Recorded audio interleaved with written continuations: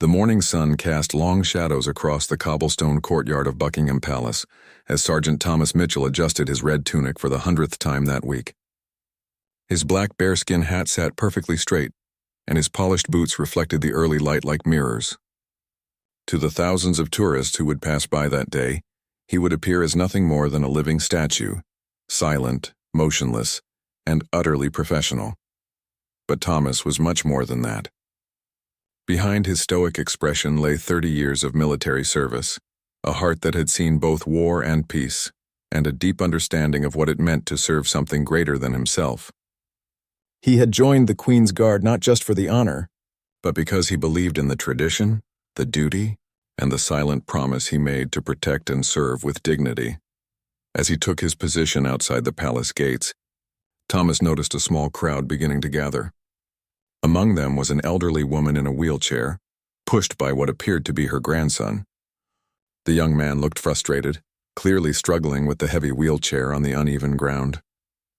The woman's eyes were fixed on Thomas with a mixture of admiration and curiosity. Throughout his career, Thomas had witnessed countless interactions between guards and the public. Most people treated them as tourist attractions, taking selfies and trying to make them laugh or break their composure. Some were respectful, others were not. But this elderly woman was different. She sat quietly, simply watching, her weathered hands folded in her lap.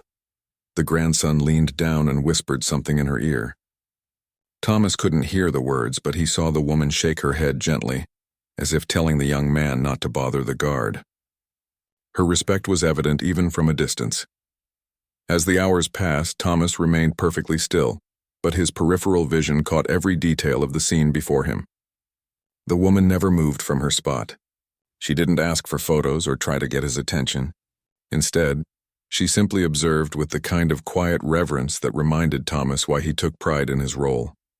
When the changing of the guard ceremony was announced, most of the crowd shifted their attention to the approaching replacement guards, but the elderly woman remained focused on Thomas.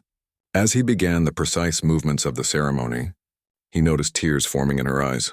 Later, after his shift had ended and he was walking back to the barracks, Thomas learned something that would stay with him forever. A fellow guard mentioned overhearing the woman's conversation with her grandson. She had been telling him about her late husband, who had served as a royal guard 50 years earlier.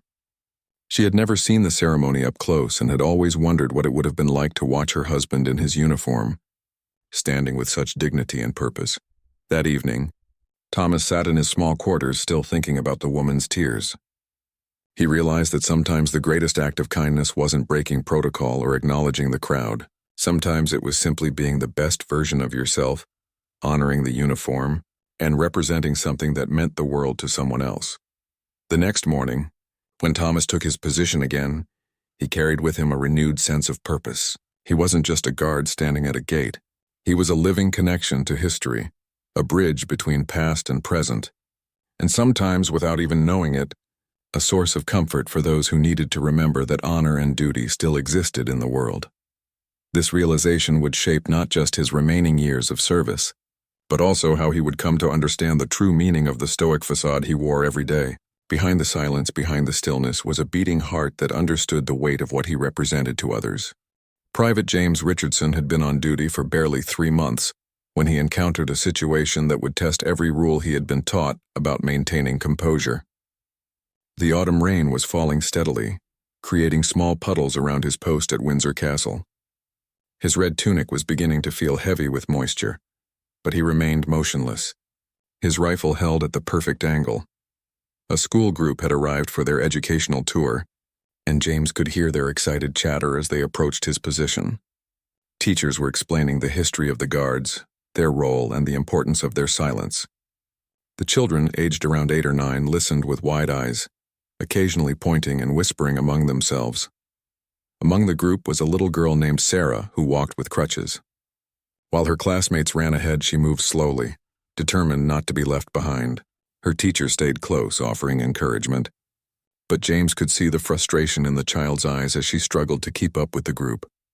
When the class reached James's position, the children gathered in a semicircle while their teacher continued the lesson about royal traditions. Sarah had positioned herself at the front, leaning heavily on her crutches. James noticed her immediately, not because of her mobility aids, but because of the intense concentration on her face as she studied every detail of his uniform. Suddenly, a gust of wind caught one of Sarah's crutches, and it began to fall toward the wet pavement. In that split second, James faced a choice that went against every regulation he had memorized. Without breaking his stance or moving his head, he shifted his foot slightly, just enough to catch the falling crutch with the side of his boot before it could clatter to the ground. The movement was so subtle that most people didn't notice, but Sarah saw it. Her eyes widened with surprise and gratitude. James, still maintaining his forward gaze, used the same careful foot movement to guide the crutch back toward her waiting hand. The teacher, who had been momentarily distracted by another student's question, turned back to find Sarah securely balanced with both crutches. She never realized what had happened, but several of Sarah's classmates had witnessed the guard's discreet act of kindness, and they looked at James with newfound respect and wonder. As the group prepared to move on, Sarah lingered for a moment. She looked up at James's face, studying the stoic expression that revealed nothing of the kindness he had just shown. Then, in a voice barely above a whisper, she said, "Thank you, sir." James couldn't respond, couldn't nod, couldn't even allow his eyes to shift downward to acknowledge her words, but something inside him felt profoundly moved by the sincerity in her small voice. After the school group had moved on, James continued his watch, but his thoughts kept returning to that moment. He had been trained to be a living statue, to represent unwavering discipline and dedication. Yet in that brief instant he had chosen humanity over regulations. When his replacement arrived and he was finally able to move, James wondered if he had made the right choice. Had anyone in authority noticed his slight deviation from protocol? Would there be consequences?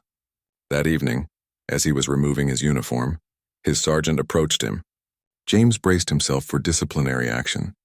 Instead, the older man placed a hand on his shoulder and said, "I heard about what happened today with the school group.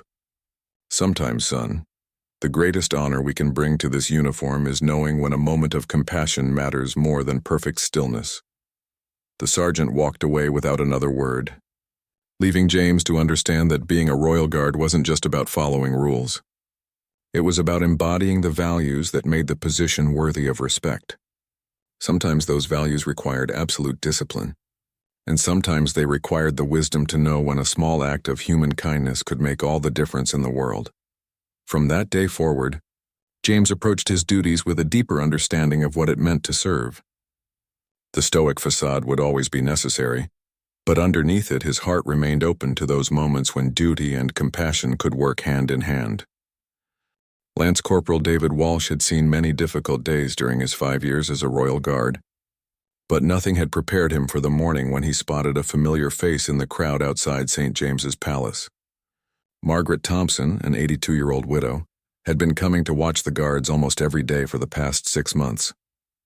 David had noticed her pattern during his previous rotations. She always arrived around 10 in the morning, carrying a small thermos of tea and a worn paperback book. She would find the same bench across from his post and settle in for what appeared to be her daily routine. Unlike the tourists who came and went, Margaret seemed to find genuine comfort in the steady presence of the guards. On this particular morning, however, something was different. Margaret sat on her usual bench, but her hands were shaking as she tried to pour tea from her thermos.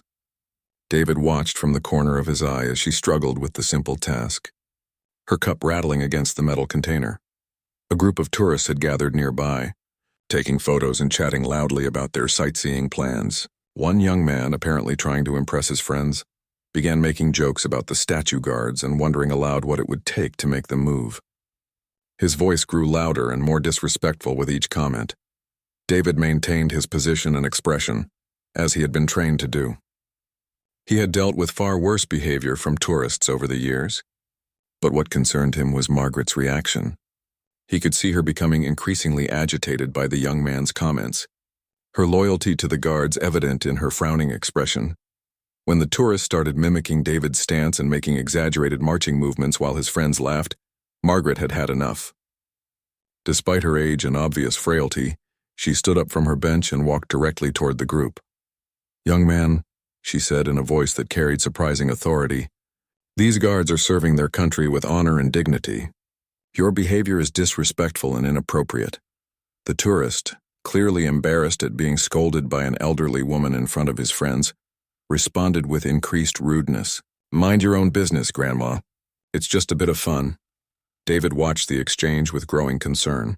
Margaret's hands were trembling more noticeably now, and her face had gone pale.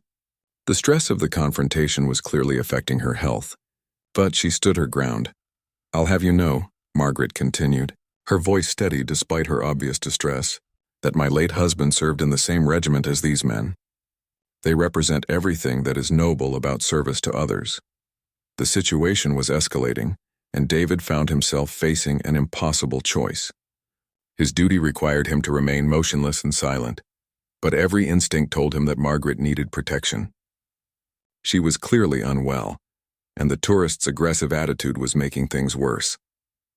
At that moment, David made a decision that would later be remembered as one of the most respectful breaches of protocol in Royal Guard history. He turned his head slightly, just enough to make eye contact with the disruptive tourist. The look he gave was not threatening or angry, but it carried the full weight of his authority and disapproval. The tourist, suddenly faced with the direct gaze of a man trained for combat and conditioned to protect others, immediately fell silent. The power of that single look, combined with Margaret's courageous defense, completely changed the atmosphere. Without saying a word, the group of tourists moved away, their mood notably subdued. Margaret, having accomplished her mission of defending the guard's honor, slowly made her way back to her bench.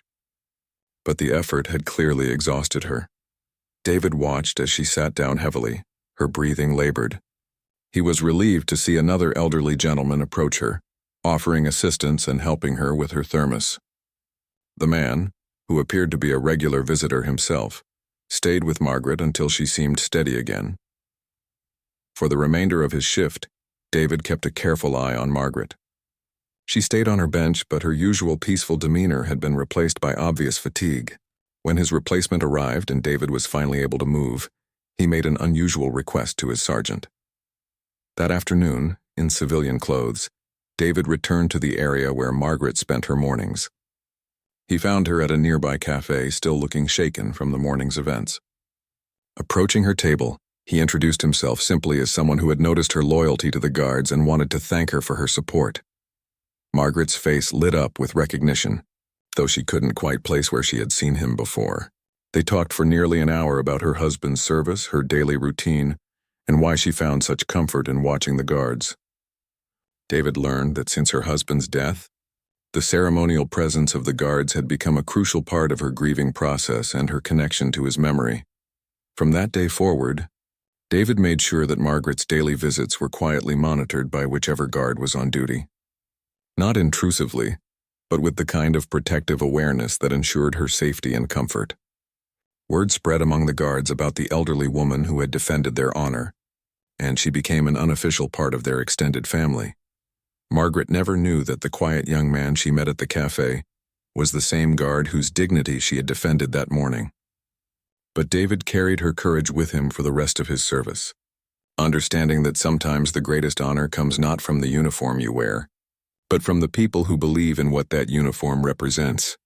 Guardsman Michael Porter had always prided himself on his ability to remain completely motionless during his shifts, but the events of one particularly cold December morning would test his resolve in ways he never anticipated. Snow had begun falling before dawn, creating a pristine white blanket across the grounds of Buckingham Palace, and the temperature had dropped well below freezing. As Michael took his position for the morning watch, he noticed a small figure huddled near the palace railings. At first glance, it appeared to be just another early tourist bundled up against the cold. But as the morning progressed and the figure remained in the same spot, Michael began to realize this was something different. The person was a young woman, probably in her early 20s, wearing clothes that were clearly inadequate for the harsh weather. Her thin jacket provided little protection against the biting wind, and she had no hat or gloves. She sat on the cold pavement with her back against the iron railings, occasionally looking up at Michael with eyes that seemed to carry an enormous weight. As tourists began to arrive for the changing of the guard ceremony, most gave the young woman a wide berth. Some looked at her with suspicion or disapproval, clearly assuming she was homeless or troubled. Michael watched these interactions with growing concern, noting how the woman seemed to shrink further into herself with each dismissive glance. During his years of service, Michael had seen many people who came to the palace grounds seeking some form of comfort or connection. Some were tourists fascinated by the pageantry. Others were locals who found peace in the routine of the ceremonies. But this young woman seemed different. She appeared to be seeking something deeper, perhaps even desperate for some form of hope or stability. As the morning wore on, Michael noticed that the woman was shivering uncontrollably. Her lips had taken on a blue tinge, and she was hugging herself tightly in an attempt to stay warm. The concerned guard realized she was likely experiencing the early stages of hypothermia. The changing of the guard ceremony was scheduled to begin in 30 minutes, and Michael knew that once it started, the area would become crowded and chaotic.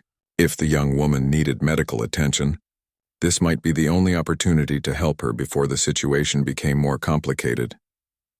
Michael faced a dilemma that went to the heart of his duty, as both a royal guard and a human being. His training demanded that he maintain his post and remain silent, but his conscience told him that someone's life might be in danger. Making a decision that would later be reviewed by his superiors, Michael broke protocol in the most subtle way possible. When a palace security officer walked by on his regular patrol, Michael allowed his eyes to shift meaningfully toward the young woman, then back to the officer. It was a tiny movement, barely noticeable to casual observers, but it was enough to get the security officer's attention. The security officer, trained to read the guard's subtle communications, immediately understood. Within minutes, he had approached the young woman and was speaking with her in low, concerned tones. Michael could see relief wash over her face as she realized someone was trying to help, rather than move her along. What happened next revealed the true reason for the woman's presence at the palace.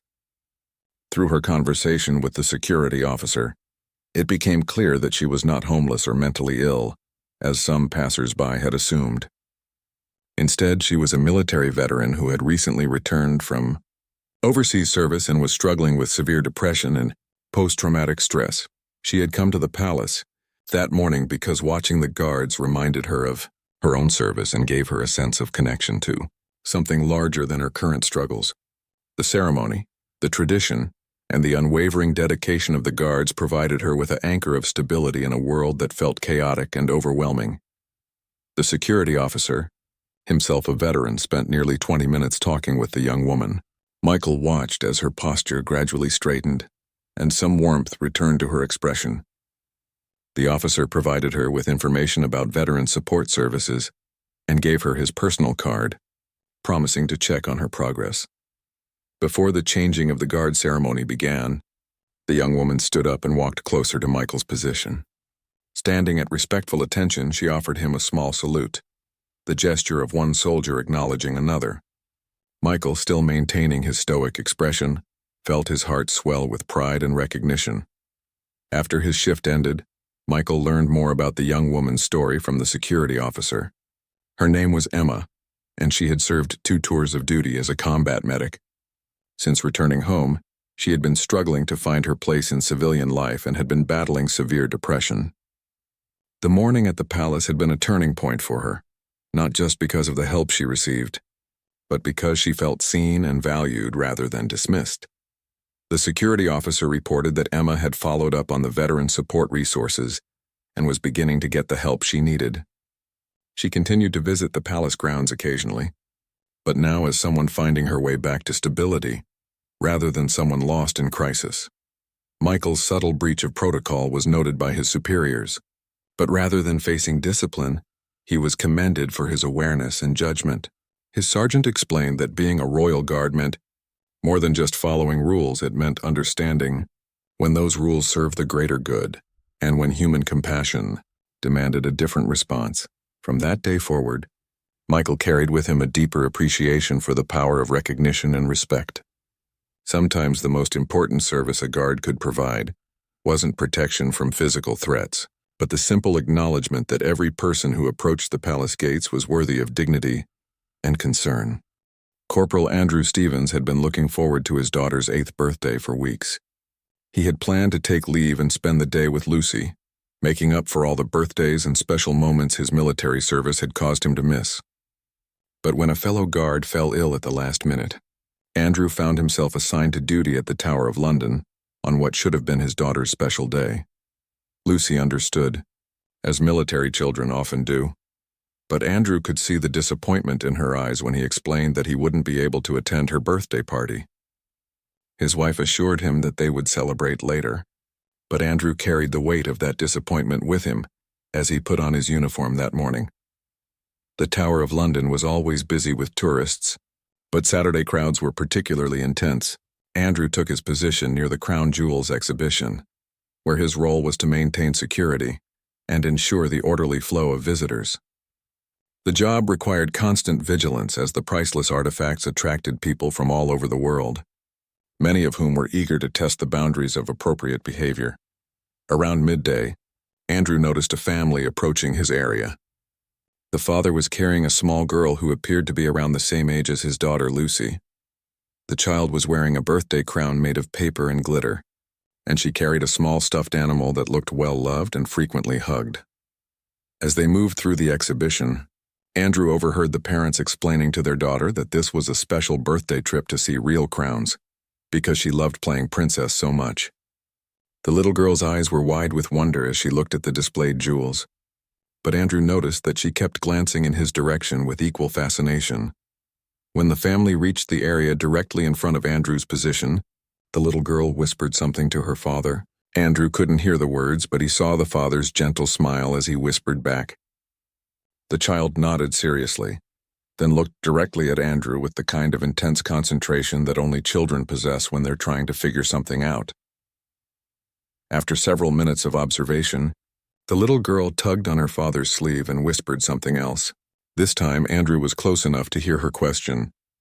"Daddy, is he a real guard like the ones who protect the princesses in my books?" The father, clearly charmed by his daughter's question, explained in simple terms about the tower's history and the role of the guards in protecting the crown jewels. He spoke about duty, service, and the importance of the guards' work, all while his daughter listened with rapt attention. Then something unexpected happened. The little girl carefully removed her paper birthday crown and held it out toward Andrew. "I want to give this to the guard," she announced in a voice that carried throughout the immediate area. "Because he's protecting the real crowns, and it's my birthday, so I want to share." The gesture was so pure and spontaneous that several nearby tourists stopped to watch. Andrew felt his heart swell with emotion, but his training kept him motionless and silent. The little girl's parents, clearly moved by their daughter's generosity, gently explained that the guard couldn't accept gifts while on duty, but the child was persistent. She placed her paper crown carefully on the floor near Andrew's feet, then stepped back and gave him a small salute, clearly imitating what she had seen in movies or books about soldiers. "Happy birthday to both of us," she whispered, just loud enough for Andrew to hear. The similarity to his own daughter's situation wasn't lost on Andrew. Here was another 8-year-old girl celebrating her birthday, showing kindness and respect to a guard who couldn't respond. The irony of missing his daughter's birthday, only to receive such a heartfelt gesture from another child, was almost overwhelming. As the family prepared to move on, Andrew made a decision that bent the rules without breaking them. Using only his eyes, he looked down at the paper crown, then back up to meet the little girl's gaze. For just a moment, he allowed the smallest hint of a smile to touch his eyes, invisible to most observers but clear enough for a perceptive child to notice. The little girl's face lit up with joy. She had received the acknowledgement she was hoping for, and her parents, who had witnessed the subtle exchange, looked at Andrew with newfound respect and gratitude. After the family had moved on, Andrew continued his duty with the paper crown still resting near his feet. Other guards who passed by noticed it but said nothing, understanding that something meaningful had occurred. When Andrew's shift ended and he was finally able to move, he carefully picked up the crown, intending to take it home to Lucy. That evening, when Andrew arrived home still carrying the paper crown, he found Lucy waiting for him with her own birthday crown, saved from her party earlier that day. When he told her the story of the little girl at the tower and presented her with the gift, Lucy's reaction was everything he could have hoped for. "She gave you her birthday crown because you were working on my birthday?" Lucy asked, her eyes wide with understanding. When Andrew nodded, Lucy carefully placed her own crown on his head. "Then we should share mine too, because you're the best daddy guard in the whole world." Later that night, Andrew reflected on the day's events. He had started the morning feeling guilty about missing his daughter's birthday, but he had ended it with a deeper appreciation for the unexpected ways that duty and family could intersect. The little girl's gesture had reminded him that service often meant sacrificing personal moments, but it also created opportunities for connection and meaning that wouldn't have existed otherwise. The paper crown became a treasured possession in the Stevens household, a reminder that kindness and respect could bridge any gap between duty and heart, and Andrew carried the memory of that little girl's salute with him through every subsequent shift, understanding that sometimes the most profound moments of his service came not from protecting ancient treasures, but from the simple human connections that made the job meaningful. Senior Guardsman Robert Clark had served for 12 years and thought he had seen every possible situation that could arise during his duties. But the events that unfolded during a routine morning shift at Kensington Palace would challenge everything he thought he knew about the balance between protocol and compassion. The morning had started like any other, with Robert taking his position at the palace entrance as tourists began their daily pilgrimage to photograph the guards and learn about royal history. The autumn air was crisp, and the steady flow of visitors created the familiar background hum of multiple languages and excited conversations. Among the early arrivals was an elderly man who immediately caught Robert's attention. Though not for any concerning reason, the gentleman, who appeared to be in his 70s, moved slowly but with obvious determination. He wore a well-maintained but clearly old military uniform, complete with service medals and insignia that Robert recognized as belonging to the same regiment he himself served. The elderly veteran positioned himself at a respectful distance from Robert's post and simply stood at attention. He didn't attempt to take photographs, engage with other tourists, or draw attention to himself. Instead, he maintained a military bearing that spoke of decades of service and discipline. As the morning progressed, Robert began to notice subtle changes in the veteran's condition. The man's initially straight posture was gradually becoming more strained, and his breathing appeared to be growing labored. Yet he remained in position, as if completing some important personal mission. Other tourists had begun to notice the elderly veteran as well. Some approached him with questions about his service or asked to take photos with him. The man politely declined all interactions, explaining briefly that he was there for a personal matter and preferred not to be disturbed. Around midday, Robert observed what appeared to be a significant change in the veteran's condition. The man's face had grown pale, and he was now leaning heavily on a walking stick that he had initially carried more for show than necessity. It became clear that he was experiencing some form of medical distress. Several tourists had noticed the veteran's condition and were beginning to express concern. A few approached him to offer assistance, but he continued to wave them away, insisting that he was fine and needed to complete what he had come to do. Robert found himself in a familiar but always difficult position. His duty required him to remain at his post and maintain silence, but his training as a soldier and his instincts as a human being told him that someone needed help. The situation was complicated by the fact that the veteran was clearly a fellow service member who deserved respect for his obvious determination to complete his mission, whatever it might be. The crisis point came when the elderly man began to sway on his feet, clearly struggling to remain upright. Several tourists moved closer, ready to catch him if he fell, but the veteran continued to resist their assistance with a stubbornness that was both admirable and concerning.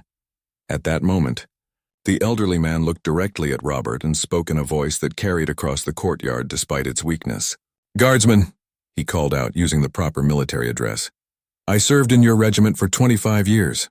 I lost my son in Afghanistan 3 years ago. He was a guardsman too. I came here today to stand honor watch for him one last time before I'm too old to stand at all." The words hit Robert like a physical blow. Here was a father, a fellow soldier who had made what was clearly an enormous effort to perform one final act of respect for his fallen son. The veteran's determination to stand honor watch, despite his obvious physical distress, represented everything noble about military service and family love. Without hesitation, Robert made a decision that would later be praised by his superiors as an example of the finest traditions of military service. He shifted his position slightly, turning to face the elderly veteran directly. Then, maintaining his formal bearing, he gave the man a slow, deliberate nod of recognition and respect. The gesture was subtle enough not to disrupt the normal flow of tourist activities, but clear enough to communicate everything the veteran needed to hear. It was an acknowledgement from one soldier to another, a recognition of shared service and a promise that the memory of his son would be honored. The elderly veteran's reaction was immediate and profound. Tears began streaming down his face as he straightened his shoulders and returned Robert's nod with a precise military salute. For several minutes, the two men stood in silent communion, honoring the memory of a fallen guardsman while surrounded by oblivious tourists and the everyday bustle of palace life. When the veteran finally lowered his salute, he spoke once more, his voice stronger now despite his tears. "Thank you, guardsman. That meant everything to me. I know my boy is watching, and he would be proud to see how his brothers in arms honor his service." The man then accepted assistance from nearby tourists, allowing them to help him to a bench where he could rest. But his mission was complete. He had stood honor watch for his son, and he had received the recognition and respect that made the effort meaningful. After his shift ended, Robert learned more about the veteran's story from palace security, who had discreetly monitored the situation. The man's name was William Harrison, and his son James had been killed by an improvised explosive device while serving with the same regiment Robert now belonged to. William had been planning this visit for months, waiting until he felt strong enough to make the journey and stand for an extended period. Robert was later told that William had asked the security staff to convey his gratitude to the guard who had acknowledged his vigil. The old soldier wanted Robert to know that the simple nod had transformed what could have been a lonely act of grief into a meaningful ceremony of remembrance. That evening, Robert called his own father, something he hadn't done in several weeks. The day's events had reminded him of the profound connections between generations of service members and the importance of honoring both the living and the fallen. William Harrison's love for his son had created a moment of genuine military brotherhood that transcended rank, age, and the normal boundaries of guard duty. From that day forward, Robert approached his service with an even deeper understanding of what the uniform represented. He was not just protecting buildings or maintaining traditions. He was part of an unbroken chain of service that connected families, honored sacrifices, and provided comfort to those who needed to believe that their loved one's service would never be forgotten. Guard Captain William Hayes had spent 15 years perfecting the art of remaining motionless and silent, but his final shift before retirement would teach him that sometimes the greatest service comes from knowing exactly when to break every rule you've ever followed. The spring morning was particularly busy at Horse Guards Parade, with several tourist groups scheduled and a minor ceremonial event planned for later in the day. William took his position with the same precision he had maintained for over a decade, his experience evident in the effortless way he commanded the space around him. Among the early visitors was a young boy, perhaps 10 years old, who was clearly unwell. He moved slowly, supported by what appeared to be his entire extended family. Parents, grandparents, aunts, and uncles all hovering around him with the kind of protective concern that spoke of a serious medical condition. The child was thin and pale, with the distinctive look of someone undergoing intensive medical treatment. William had learned to read people during his years of service, and everything about this family's behavior suggested they were making a very special, possibly once-in-a-lifetime visit. The adults spoke in hushed, encouraging tones, while the boy's eyes remained fixed on William with an intensity that was both touching and heartbreaking. As the morning progressed, William learned more about the situation from overheard conversations. The boy's name was Timothy, and he had been battling leukemia for 2 years. The family had traveled from Scotland specifically so Timothy could see the changing of the guard ceremony, something he had dreamed about during his long months of treatment. Timothy's fascination with the guards wasn't casual. According to his grandfather's explanations to other family members, the boy had become obsessed with military history and ceremony during his hospitalization. Learning about the discipline, honor, and dedication of the royal guards had given him strength during his most difficult treatments. When the changing of the guard ceremony began, Timothy positioned himself at the front of the crowd despite his obvious fatigue. His family formed a protective circle around him, ready to provide support if needed. William could see the boy's excitement building as the ceremony approached its climax. But as the formal movements of the ceremony continued, Timothy's energy began to fade. The combination of his medical condition and the excitement of the day was clearly overwhelming him. His mother knelt beside him, whispering words of encouragement. But it was obvious that the child was struggling to stay upright. At the ceremony's conclusion, as the crowds began to disperse, Timothy remained seated on the ground where his mother had helped him rest. His family gathered around him, discussing whether they needed to seek immediate medical attention or if he just needed time to recover his strength. William watched the scene unfold with growing concern. In a few minutes, his replacement would arrive, and his 15-year career as a royal guard would officially end. He had planned to walk away quietly, maintaining the stoic dignity that had defined his service. But looking at Timothy's exhausted but hopeful face, William realized that his final act as a guard needed to be something more meaningful than a silent departure. Making a decision that would be remembered long after his retirement, William did something unprecedented. He stepped down from his post and walked directly toward Timothy and his family. The action was so unexpected that nearby tourists stopped their conversations to watch. Timothy's eyes widened in amazement as the tall guard approached. William stopped directly in front of the boy and, with the same precision he brought to every ceremonial movement, lowered himself to one knee so he could speak to Timothy at eye level. "Young man," William said in his crisp military voice, "I've been watching you this morning, and I can see that you understand what it means to be brave and determined. That makes you a soldier in my book." Timothy's face lit up with a joy so pure it brought tears to his mother's eyes. The boy tried to sit up straighter, summoning what little strength he had left to meet this incredible moment with proper respect. William continued, "I've served as a guard for 15 years, and today is my last day. I can't think of a better way to end my service than by meeting a real hero like you."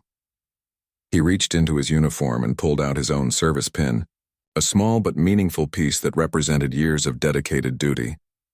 "This belongs to soldiers who show courage every day," William said, gently pinning it to Timothy's shirt. "I think you've earned it more than anyone I've ever met." The boy's grandfather, a veteran himself, immediately understood the significance of the gesture. With tears streaming down his weathered face, he stepped forward and offered William a crisp military salute. "Thank you, Captain," he said. "You've given my grandson something he'll treasure forever." Timothy, despite his weakness, managed to lift his small hand in an attempt at his own salute. William returned it with full military honors, treating the sick child with the same respect he would show any fellow service member. The crowd that had gathered to witness this unexpected scene burst into spontaneous applause. Many were wiping away tears, moved by the guard's compassion and the boy's courage. William's replacement had arrived and was watching from a respectful distance, understanding that this moment transcended normal protocol. As William prepared to leave, Timothy grabbed his hand with surprising strength. "Will you remember me?" the boy whispered, his voice barely audible above the crowd noise.